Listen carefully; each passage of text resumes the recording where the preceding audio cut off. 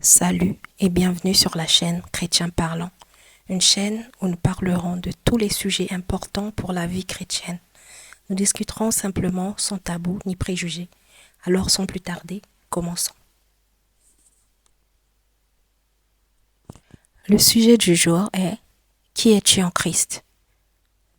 Connaître son identité. Ce sujet sera abordé en deux grandes parties. Nous allons premièrement aborder la question de l'identité selon le monde.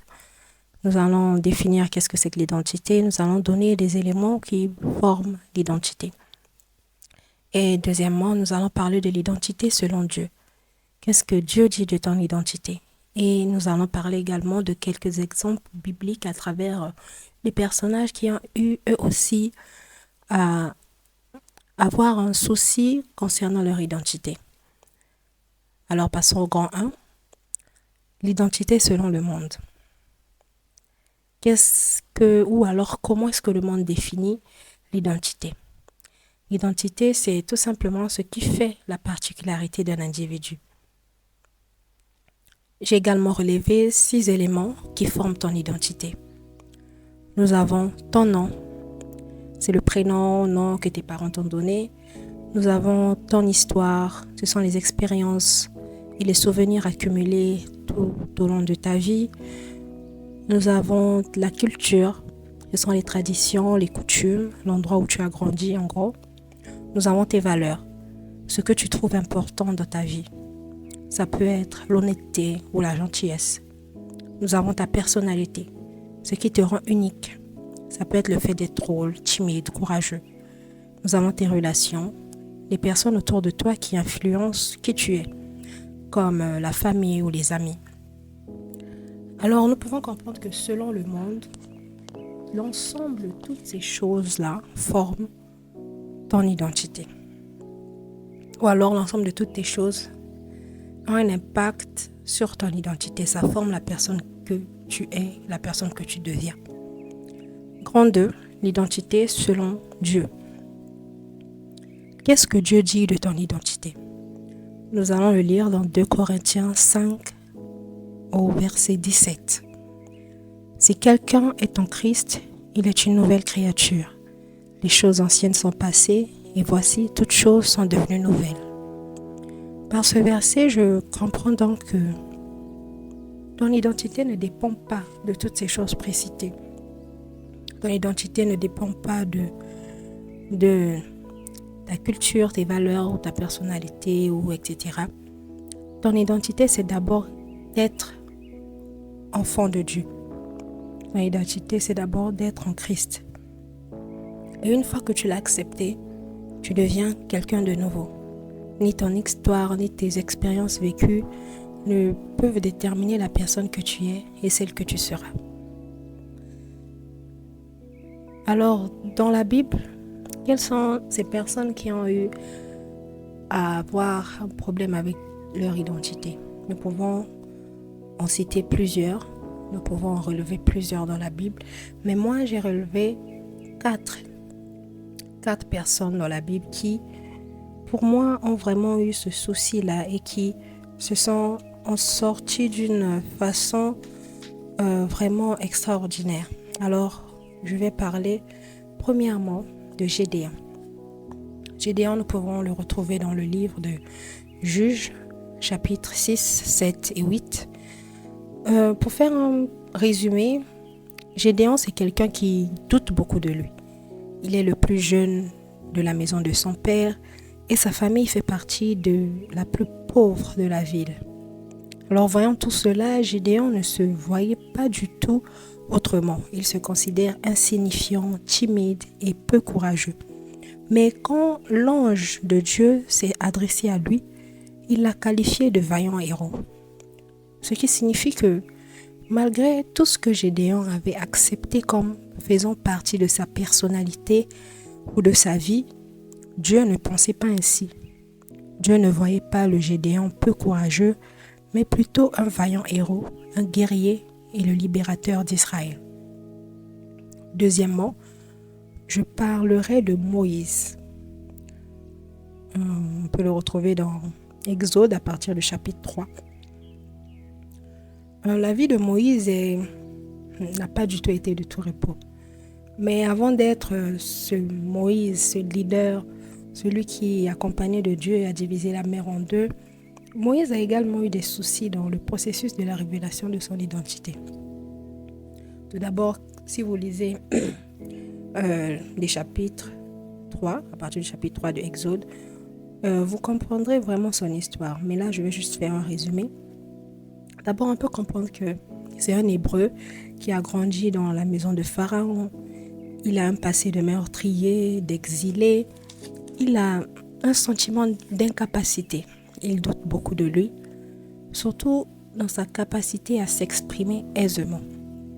Mais malgré tout cela, Dieu le choisit pour aller délivrer les Israélites d'Égypte. Mais il doute tellement de lui qu'il dit à Dieu, dans Exode 3 au verset 1, « Qui suis-je pour aller vers Pharaon ?» Exode 4, 10, il dit également encore à Dieu, « Je ne sais pas parler. » Mais Dieu lui répond qu'il sera avec lui et que lui-même l'enseignerait ce qu'il aura à dire.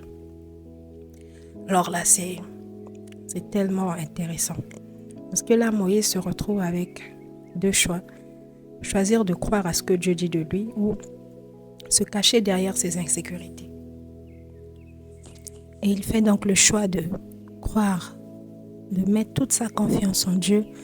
Et malgré tout ce qu'il trouve comme incapacité en lui, il décide d'y aller, d'affronter Pharaon malgré son incapacité à parler. Dieu est avec lui, Dieu l'aidera, Dieu mettra sur son chemin quelqu'un pour l'aider. Dieu est fidèle et Moïse l'a bien compris. Et c'est en acceptant sa destinée, son identité que il a pu libérer le peuple d'Israël. Et tout ceci, vraiment, ça montre que son identité, l'acceptation de son identité a vraiment ouvert plusieurs autres portes. L'acceptation de son identité a délivré tout un peuple. Et c'est très, très intéressant. Troisièmement, je vais parler de Paul, anciennement Saul. Nous pouvons retrouver son histoire dans Actes des Apôtres. Nous pouvons comprendre dans cette histoire, si vous lisez bien, Saul était quelqu'un, dans les premières années de sa vie, franchement, Paul, il avait une vision erronée de son identité et de sa mission sur terre. Il a passé un bon moment de sa vie à persécuter l'église de Christ et en se disant qu'il faisait le bien pour Dieu, en se disant qu'il accomplissait sa mission. Il était vraiment dans une vision totalement erronée de ce qui était son identité. Il a persécuté l'église de Christ, mais sa rencontre avec Dieu va vite le remettre sur la bonne voie. Après cette rencontre avec le Christ, Saul devient Paul. Et on a pu constater un énorme changement dans sa façon d'être, dans sa manière de penser. Il devient un grand évangéliste et il ramène beaucoup de gens à Christ. Il prêche dans le monde entier et franchement, c'était une grande source de bénédiction et on entend toujours parler de lui. Les gens continuent toujours à parler de lui jusqu'à présent. Et franchement, une rencontre avec Dieu comme celle que Paul a vécue peut tout simplement changer des vies, tout simplement changer une vie. Alors, Paul a bien fait de s'asseoir et de se dire franchement qu'il n'était pas dans la bonne marche. Il avait une vision erronée de son identité. Il ne savait pas du tout. Il était dans le faux complètement. Et Dieu l'a aidé. Dieu l'a remis sur le droit chemin. Et il est vraiment une source de bénédiction jusqu'à aujourd'hui. On le voit à travers le Nouveau Testament, les livres de Romains, etc., etc. Il a franchement écrit plein de choses. Quatrièmement, je vais parler de David, le roi David. Son cas, lui, c'est plutôt... Je vais plus prendre son cas pour montrer que l'identité n'a rien à voir avec ce que les gens disent de toi. ou encore comment ils te perçoivent. Nous allons le lire, cette fois-ci je vais lire dans 1 Samuel 16. Je vais lire d'abord le premier verset. Quand Dieu dit à Samuel de chercher un roi, il lui dit remplis ta couronne d'huile et va, je t'enverrai chez Isaïe, Bethlémite, car j'ai vu parmi ses fils celui que je désire pour roi. Je continue dans toujours le chapitre 16 de 1 Samuel, cette fois-ci au verset 6. Lorsqu'ils entrèrent, il se dit en voyant Eliab, Eliab c'est l'un des fils d'Isaïe, certainement loin de l'Éternel est ici devant lui. Donc ils ont vu Eliab, ils ont vu sa posture, il était certainement grand, musclé, etc. Et pour les autres, pour tout ce qui était autour d'Eliab et de Samuel, ils se sont dit que certainement, avec cette carrure, avec tout ce que dégageait Eliab, il pouvait être susceptible d'être le roi. Et allons dans le chapitre 7, continuons. Et l'Éternel dit à Samuel, ne prends point garde à son apparence et à la hauteur de sa taille, car je l'ai rejeté. L'Éternel ne considère pas ce que l'homme considère. L'homme regarde à ce qui frappe les yeux, mais l'Éternel regarde au cœur. Et quand vous continuez à lire, vous pouvez constater que Isaïe a présenté la plupart de ses fils, il a présenté tous ses fils, et l'Éternel ne les a toujours pas validés. Au verset 10, Isaïe fait passer ses 7 fils devant Samuel, et Samuel dit à Isaïe, l'Éternel n'a choisi aucun d'eux. Et au verset 11, Samuel demande, est-ce que c'est là tous tes fils? Donc il demande à Isaïe, est-ce que franchement c'est tous tes fils que tu m'as présentés là? Et c'est là qu'Isaïe se remémore qu'il a un plus jeune fils qui est là en train de faire paître les brebis. Et Samuel le dit, on va le chercher. Et Isaïe est allé chercher son fils, etc.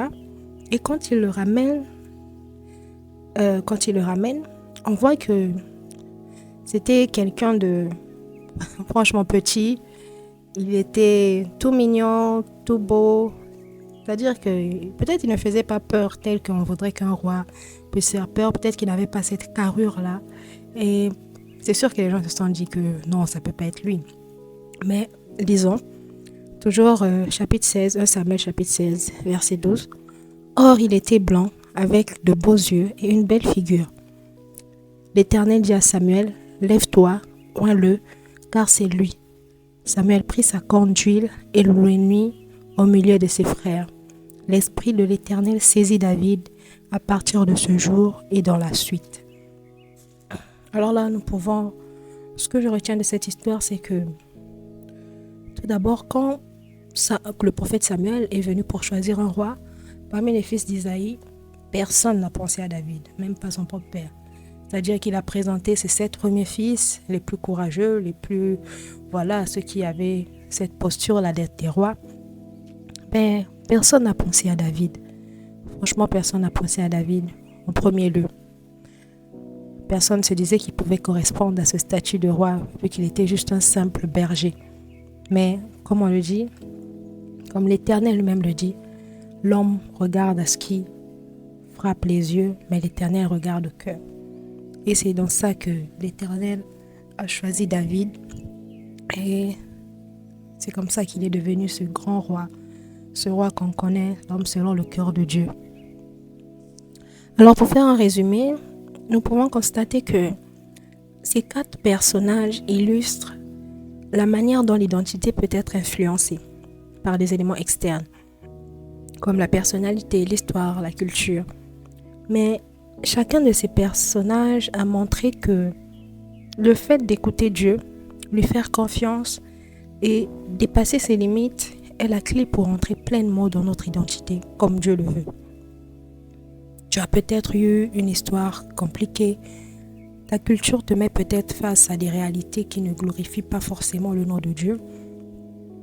Ou alors, Peut-être que tu te caches derrière une personnalité que tu as adoptée comme faisant partie de toi. Mais j'aimerais simplement te dire aujourd'hui que tu es bien plus que ça.